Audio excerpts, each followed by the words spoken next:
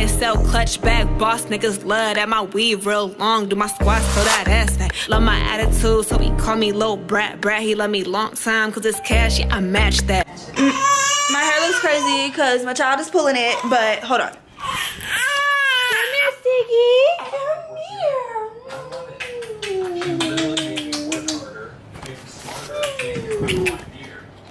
Here we go. Here we go. This is my 1-month-old. Say hi, Siggy. Give the people some kisses. Give them some juicy kisses. I'm about to send. Say I'm about to go with Grandma. So I wanted to get him in the camera real quick before we sit down and do this labor and delivery story. So say bye. Say bye, Siggus. Say bye, baby. He's a little upset because I laid him down. All right, I gotta go. Let's make sure this is nice and steady. We've got a nice and long video today, okay, guys? Okay. Whew, it's been a long time coming, honey. Let me tell you.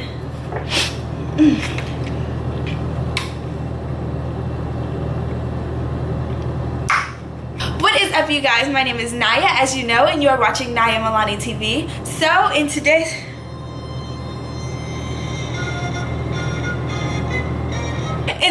video, I will be recording my labor and delivery story. If you have not yet seen my labor and delivery vlog, make sure you click the link that I will put on the screen right now and make sure you watch that. That is the video footage basically of everything that I'm about to explain. I have 6 weeks postpartum today. I have a 6-week-old, not month. I have a 6-week-old. I have a baby that is a 1.5 months old. I can't believe it has been a month already. Let's get straight into this juice, okay?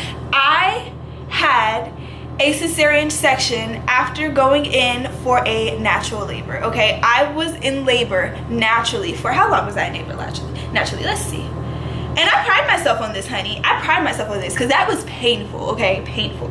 I was in labor naturally for 15 hours, okay? And I would have went longer had it not been for medical reasons. After 3 hours of unsuccessfully inducing my labor, then I was put into an emergency C-section. My labor started at around 3 a.m. That is when we got in, that's when, okay, so I woke up at 3 a.m. and I woke Fletcher up. We stayed at home until about 6 or 7. That's around 6 or 7 is when we got into the car and we actually decided to go to the hospital. So I labored at home for only 3 hours. I wanted to labor longer at home, but my contractions were getting closer and it was scaring me. I didn't want to have him at home. I just wanted to labor at home. And I have never had a child before. I don't know nothing about this stuff. I've only gone through it once and I haven't even had a vaginal birth, so I still don't know how this stuff works. But I labored at home for 3 hours and then my contractions got about 3 minutes apart and they were all consistently a minute long at minimum. When we went into triage, we were in triage for about from 8 to 11. So we were in triage for, what is that? That's 3 hours. It wasn't long. Some people are in there longer or some people will go in and immediately get admitted. I didn't immediately get admitted because I was only 2 centimeters. However, they didn't send me home because my contractions were regular and they were long and strong. So they were like, no, these are very regular contractions. You're in labor. And if we send you home, you're still going to be in labor. 2 centimeters when I got in, and I was progressing slowly, but I was progressing because in those 3 hours, I went from 2 centimeters to 4 centimeters. Then we were in triage. I went from 2 to 4. So that's actually not bad. It's about an hour and a half each centimeter, which actually isn't bad because each centimeter is supposed to be an hour. In between like my checks, I would either take like quick little 20-30 minute naps or I would walk around the hospital, which you saw in the video. My nurses encouraged me to walk because that seemed to be what was getting me dilated the most. Around 11 is when my doctor, not my nurse, my doctor came in and checked me and she said that I was 4 centimeters, like a good 4 centimeters, and when she checked me, my water broke. And when your water breaks, you can't go home. Like, you can't do anything. Now you immediately have to be admitted. So they got me in a room, and also when your water breaks, your contractions pick up really strong, which is why my contractions that I had in triage and my contractions that I had in the room were completely different. When I was recording in triage, I was able to talk. I had to check on my child. What was I talking about? Triage contractions versus... Oh, You're such a help. Okay, so my triage contractions versus my contractions when I was in my labor and delivery room. Completely different levels.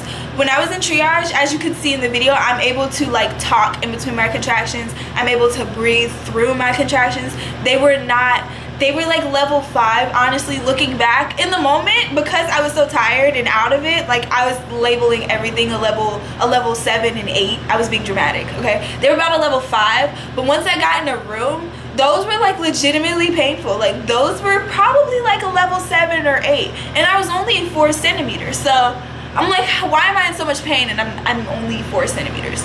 They gave me a pain medicine that I don't even know what that crap is. All I know is it doesn't put you to, it's supposed to be a pain medicine that has like extreme drowsiness, and usually things with drowsiness don't put me to sleep. They just make me really drowsy, so I'm drowsy and awake, which is really annoying because then I just look drunk. I am not gonna lie, I hated my first nurse that I got. The only nurses that I liked were like the second 2 that clocked in after her, and everybody else that took care of me the days after. My first nurse that I got, she was an evil bitch, okay? I hated her ass. First of all, she came in the room and she started setting up for like an epidural, and I'm like, I don't want an epidural. And she was like, oh, okay, and then continued to set up for it. The reason I say I don't like that is because when you're in labor, you need a positive environment. So if I'm trying to get my mental together and then you have all of this equipment set up right next to my bed for just in case I change my mind, like that's very negative. It's pessimistic. I don't like that. It's me. Are you about to walk by? Go ahead. Go ahead. Just come here. Just walk. What are you doing?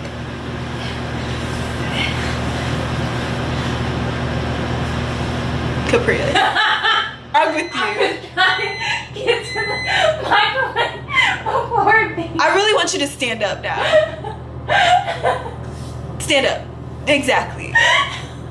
Just absolutely unacceptable. Anyways, I had to pee and she was MIA for like 10 minutes. You cannot hold your pee during contractions at all. Everything is pressure. It's the pressure of my baby's head on top of the fact that I have to pee. You cannot hold your contractions. You cannot hold pee while you're having contractions. That's out of the question. And I didn't have a catheter because I was doing a natural labor. So I'm able to walk, but I'm attached to these machines. I can't get to the bathroom. So I'm standing up next to my bed. Fletcher's in the hallway trying to find somebody to help me because at this point, everybody is dealing with their patients. So there's no extra nurses to help. And my nurse is MIA. I literally peed on myself. Like I peed on myself. And I don't care. I don't care because I was in labor. You do a lot of nasty things in labor, and I'm going to say this out loud. It's not on camera. I could have said I didn't do it, but I did. I peed on myself, and I don't care. She clocked out around 7 p.m. and I was so happy to see her go. I had an epidural around 6:30, and the reason I had an epidural was because all evening, as he got closer, his heart rate would drop more and more. So his heart rate would drop lower and lower, and I found out the reason why later, but I mean in the moment no one knew why, so that's why I ended up having to have an emergency C-section. They just knew that, okay, baby is in distress, this isn't working. So basically what the whole thing with that is because I'm in pain that I'm not breathing right, and it's causing his heart rate to go down because he's not getting enough oxygen. So that's why they made me get an epidural, because they're like, well, you're in pain, you're not breathing properly, and it's causing him to be in pain, like him to not get enough oxygen. So I'm like, okay, well, then we have to get the epidural, take away the pain. Like I absolutely didn't feel anything, and his heart rate was still dropping. Make it make sense. Like I told you I was breathing perfectly fine, and you're not even in here to monitor me. So how can you tell me I'm not breathing fine? And we turned the camera on around 7. That's when I was calm. I was more calm, and I was able to update all of my family members. I was 5 centimeters from being in labor from all of those hours. I was only 5 centimeters, and I wasn't progressing any at all. And an hour into my epidural, his heart rate is still going down with every contraction. He's still in distress. So my midwife told me she was going to talk to the OB and figure out what he wanted to do, and he said he wanted to do a C-section because my baby's heart rate was continuously dropping, even before the epidural and continuously afterwards. And that was probably the most traumatic birth ever. because A, leading up to it, his heart rate kept dropping, and that was worrying me. And then B, having to go through a surgery, that's scary. Looking back, it wasn't so bad. It's still very traumatic, and it was a very hard recovery, like extremely hard recovery. But it's a good thing that I got the epidural, because if I didn't get the epidural, then I would have had to, what is the word that I'm looking for? I would have had to been put to sleep. And if I would have had to been put to sleep, we would not have gotten any of the pictures or videos that we got in the room, and Fletcher wouldn't have even been allowed to come in. Like, they would have done the procedure and then sent the baby out to wherever he was. So going into the C-section, they prepped me, they shaved my stomach, they gave me a liquid to make sure that I didn't get like nauseous and throw up during this C-section. They gave Fletcher a whole bunch of scrubs, and they told him where to sit, and then they rolled me into the surgery room. It was like seven people in there, I believe, and everybody introduced themselves. I don't remember anybody's name, but them introducing themselves was more so to get my mind off of the fact that I'm about to get a surgery. And my doctor, the OB, came in later, Dr. Robinson, Richard Robinson. He owns my entire OBGYN office. Like, he owns the entire practice. The doctor that owns my practice is the one that delivered my baby. My baby's special. He told me, he literally sat there and he told me everything that they were gonna do. He told me when Fletcher would be allowed to come in, and then he said, okay. I said, okay. They pulled the sheet up. Fletcher came in afterwards. Then he started to cut. When he started to cut, I felt like pressure, and I asked, I was like, am I supposed to feel that? He said yes. I was like, okay. So I was supposed to feel the pressure. I thought a spinal block was gonna take all feeling completely away. It didn't. It just took away the pain. It didn't take away the pressure. I told Fletcher to talk to me because I was getting nervous. I was getting so nervous. So he started talking to me, and it took about, I'm gonna say it took about 5 minutes to get him out and 10 minutes to close me up. So it was about 15 minutes total. So they took him out. I heard him cry. I cried. Fletcher said he cried, but he said he cried off to the corner so that I couldn't see it because he didn't want me to see him cry. Yeah, so they cut, and then I felt them pushing down.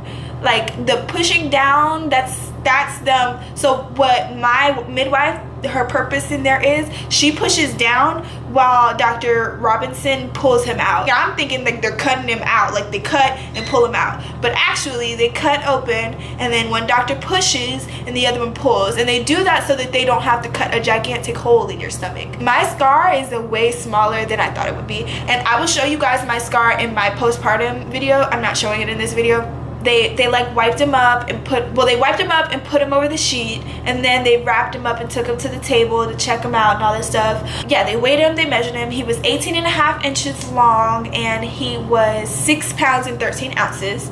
And then Fletcher took him out. So yeah, that's what happened. Fletcher took him out after that, and him and one nurse went into the C-section recovery room, and that's where you see the next clip when he's laying on my chest and we're doing skin to skin.